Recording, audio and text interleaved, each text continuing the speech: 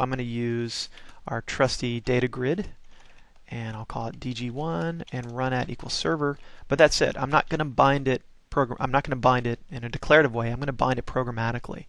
So to do that, we need a page load method, some code in page load. So I'll double click it. It's my shortcut for getting the page load method.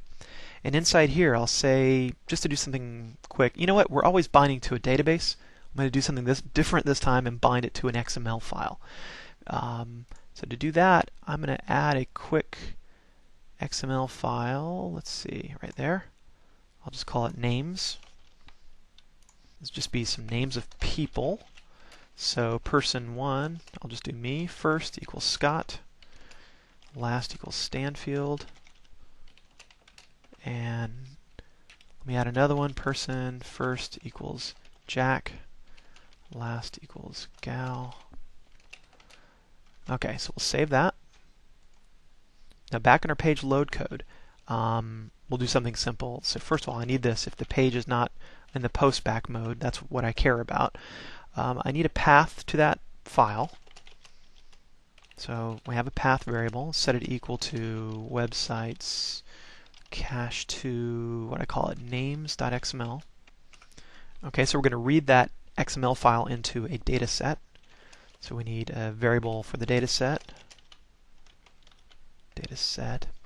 and it has a method called readXML, which is handy, and I just pass it the path name.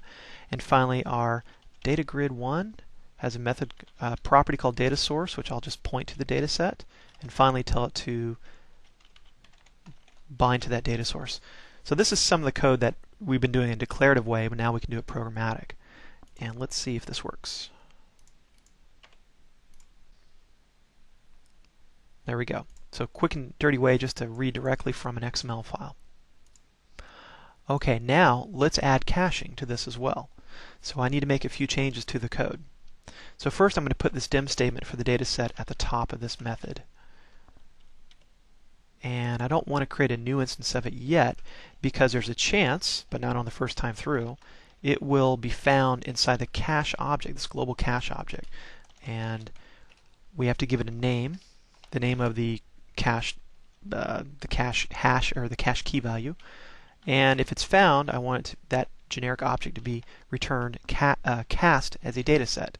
Now the first time through that's not going to be found, so in this case data set, if the data set is nothing, then we're going to execute a block of code, else indif. Let me get my code all lined up.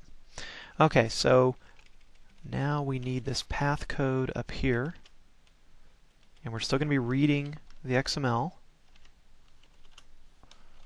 from the data set, but now I need to actually set it equal to a new data set because before the memory wasn't allocated for it. So now I have a data set object and I read in the XML file. Now before I do any page binding, I want to stash this data set away into using the cache API. So the cache has a method called insert, and I have to give it a name, just the key value, and I'll use the same one I used right here. So call it names, and then I give it the name of the object that I want to cache. In this case, it's the data set.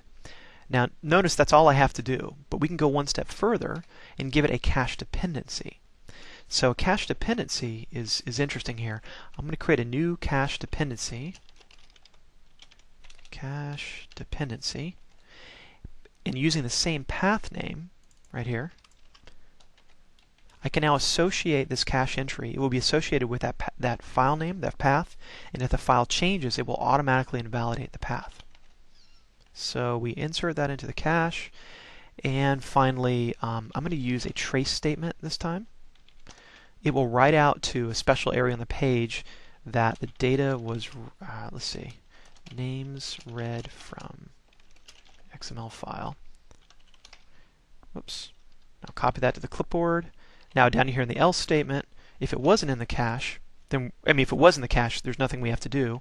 I'll put the statement in here as well, but I'll say the names read from cache. And finally, we do our data binding and we're done. Okay, let's see if this works. Oh, one more thing. In order to view the trace statements, the output from that, I need to enable tracing for the page. And at the top level here, I'll just set set the trace flag equal to true, and set the trace mode. I want it sorted by the category so the warnings will be at the top. So here's what we're seeing. This is all the tracing details. So the names were read from the XML file this time, but when I hit refresh, notice they were read from the cache. Refresh again, it's still cached. In fact, if I close this page and go back to it, it will still be read from the cache because that's associated with the whole session in ASP.NET. I'm sorry, not the session, but the application in ASP.NET. So let me add something to the XML file to invalidate the cache. I'll add another name.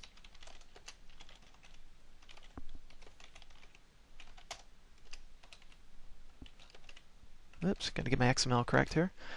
Now I hit save and go back and hit refresh. I expect this to be, say, names read from XML file, and that will be updated. Sure enough. But now when I hit it again, it's cached. So that's good. So we're using the cache dependency and the cache API directly. The last thing I want to do on this page is programmatically flush the cache. So at the top, I'll have a button to reset the cache.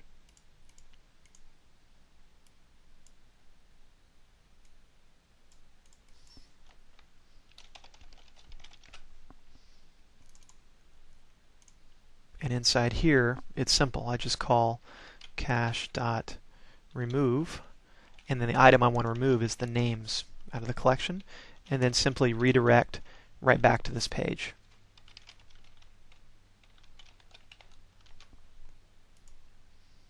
Save that and run it again.